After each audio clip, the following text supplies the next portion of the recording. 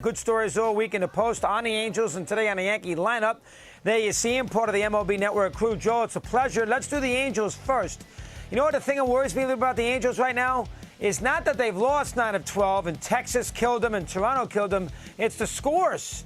When you see the Angels lose 11, 10, 7, 6, you know you're in trouble because that means they're scoring their runs and they can't pitch. And their bullpen recently has a 5.5 ERA, and that gets old pretty quick. Let me get your thoughts on them first. Go ahead. It's the worry point, Chris, for them for years, and even as they're playing better now, I would say it's the worry point. I think with their bullpen, they were hoping by re-signing Raciel Iglesias and bringing in Aaron Loop and Ryan Tepera, they had this figured out. None of them have pitched nearly as well as they pitched last year, especially Loop and Tepera. And, you know, they need those three guys in particular to pitch well in support of the six-man rotation. And I would say they're in this very tough stretch of their schedule right now. Let's see how they come out of this. They've looked good. They are really a fascinating, and this is what I wrote about in the Post, Chris, is I think they're the most interesting team in the sport. Trout and Ohtani, Noah Syndergaard is pitching for them. You know, they're a fascinating team, but can fascinating get to the playoffs? Yeah, Rendon, too. He's hurt right now, 100%. Taylor Ward breaking out has been a big story this year. They've got great stories. Andrew Velasquez playing the hell out of shortstop for them. It's a lot of good stories. You know, is it a good team? Look, there's, Chris, the sad thing, because we both love baseball, is we've just passed Memorial Day, and we know the 8 teams in the American League who can make the 6 spots. I mean, there's been about 7 teams eliminated already. I guess somebody could go on a run and surprise us, but there's a real black and white and very little gray in the American League. We know the 8 teams, and unfortunately for the Angels, one of the teams they're going to have to beat out. They just lost 4 in a row to the Blue Jays. Yeah, excellent point, Joe. I did that with the pushback today. There's 18 teams under 500.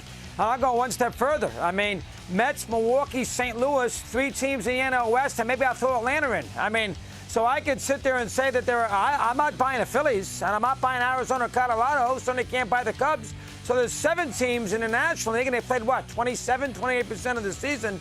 That is concerning. Great story you wrote today on Gallo not hitting, and, of course, the whole situation with Hicks, who they gave $70 million to, with the shortstop and the catcher, who are not, although the shortstop's done okay, not great offensive players. And the Yankees haven't scored a ton of runs lately. Thoughts on the Yankee offense, which usually is, you know, feast or famine. Now they got 3 or 4 spots that could be a little shaky. Let me get your take on that. Yeah, I think they did the right thing, even as their catchers hit worse than expected Higashioka. The shortstop, Isaiah Kiner-Falefa, is an upgrade. He's not quite as good defensively, I think, as the Yankees thought he was going to be. He's fine. I think the key thing is he moved Gleyber Torres back over to second, where Torres does play well on defense and his offense is perked up. But the reason they felt they could go with those areas where they went down on offense a little is they had 8 offensive players for 7 spots once they got Donaldson.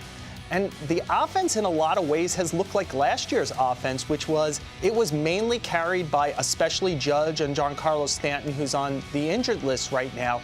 They need a lot of production from other guys. You know, Rizzo was good in April, not in May. Donaldson was bad in April and good in May before his recent on the field and off the field problems. Torres' power stroke has come back, but he doesn't get on base a ton. I mean, part of this is they needed Gallo and Hicks to be good. They've been the opposite of good. They've been 2 of the worst regularly used players in the sport. Hicks had talked about a 30-30 season this year. He has 1 home run and 5 stolen bases a quarter of the way through the season. He's not going to get anywhere near 30-30. Gallo had talked about growing more comfortable and confident in his second year with the Yankees, and these 2 months are even worse than the last 2 months last year. The Yankees would take average from those guys. If they got average, their offense would really perk up. And look, they don't have the answers within. I don't know if they'll send out a bat signal for Brett Gardner one day. I feel he could roll out of bed in South Carolina and have better at-bats than Gallo and Hicks are having right now. So I think it's an area they're going to have to address in July before the August 2nd trade deadline, unless those 2 guys wake up in a way that they haven't shown yet. All right, I agree with you on both counts. Let's do one more team since I got you here. How about the Twins? You believe in them or not? Well, I don't believe in the rest of the division. You know, we were talking, Chris, about the disappointment of the bottom of the league in both leagues.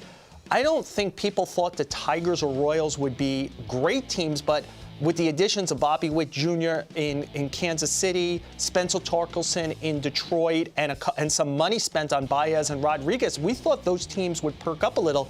They're both on pace to lose 100 games. Cleveland's in their constant rebuild phase. I just don't think they have enough good players beyond Jose Ramirez to make a run. So it's really about, can the Twins beat out the White Sox? And the White Sox have been one of the biggest underachievers so far in this season. As they get healthier, will the White Sox get their act together, or are they a kind of a top-heavy team in some ways like the Angels? A lot of talented players, but does that make a team? If not, the Twins have enough good players and probably a trade or two to make for pitching in July. I think that they could hold off the White Sox while maybe never stepping to that area that we would say is an exceptional team. Yeah, fair. I think you're right. I think they can win 87, 88 games. That might be enough. They should win that many in that division. Last one, Atlanta. Do you expect them to fire? Now, they get a complete pass because they won a championship last year, so nobody's going to say anything, and manager included. Do you expect them to get back in the mix? I mean, you would think they would with the wild card. How about the division? What's your take on the Braves? Yeah, you know, I think one of the most impressive things about the Mets, Chris, is when Scherzer went out to join DeGrom and Tylor Megill, the Mets had a 6-game lead in the division that you thought, oh, they're going to have to do the NCAA tournament, survive in advance until they get guys back. They've opened to 9.5 games in 2 weeks since without all three of those starters. So the Braves are going to have to make up that gap at some point, and people will point to last year. They were 30-35 after 65 games. I do think the loss of Freddie Freeman is a big deal. The Braves have been very bad this year with runners in scoring position, and does one man change that? I don't know if one man changes that, but he is hitting .400 with about 1,100 OPS with runners in scoring position for the Dodgers. As we know, he's an extraordinarily clutch, can hit any pitcher throwing his best stuff hitter. And you took that right out of the middle of your lineup. It's not easily replaced. That's an excellent point. I didn't know those statistics in L.A. That's why we have you on. Joe, thank you. Enjoy. We'll talk to you soon. Thanks for a few minutes here today. All right. Anytime for you, Chris.